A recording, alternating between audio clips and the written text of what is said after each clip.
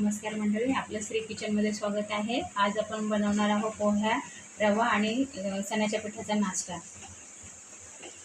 नाश्ता बनवण्यासाठी लागणारे साहित्य: पाव किलो पोहे, पाव किलो रवा, थोडी छोटी वाटी बेसन पीठ, कोथिंबीर, एक बीट किसलेलं, 2 गाजर किसलेले, 2-3 लसणाच्या पाकळ्या आणि हिरवी मिरची।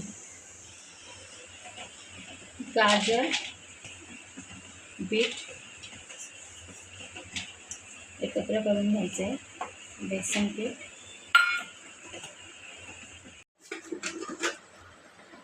चवीनुसार मीठ, कापलेली हिरवी मिरची, लसूण, कोथिंबीर,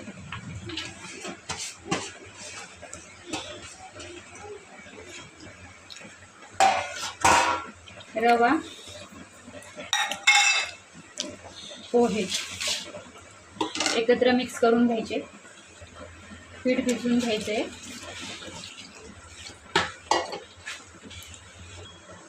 रवा आणि पोहे एकत्र व्यवस्थित मिक्स होईपर्यंत मळून घेतले पीठ। आता त्याचे थालीपीठ बनवूया। तवा तापून घेतलाय, थोडंसं तेल घालून घेतलंय, एका प्लास्टिकच्या पिशवीला तेल लावून घ्यायचे। एका प्लास्टिकच्या पिशवीला तेल लावून घेतलंय, त्याच्यावरती थालीपीठ थापायचे। थालीपीठ तव्यावर टाकून झालंय भाजण्यासाठी। थालीपीठ पलटून घेऊया, परत तिकडनं तेल घालून घेऊया साईडने।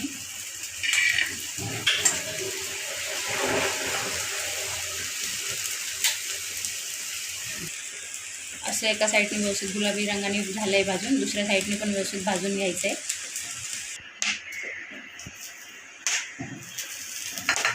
तव्याला असं तेल लावून घेतलंय।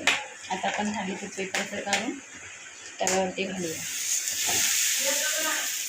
साईडने तेल घालून घेऊया।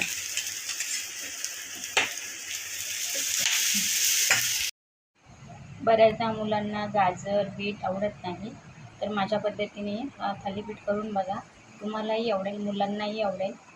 माझा व्हिडिओ आवडला असेल तर लाईक, शेअर आणि सबस्क्राईब करायला विसरू नका।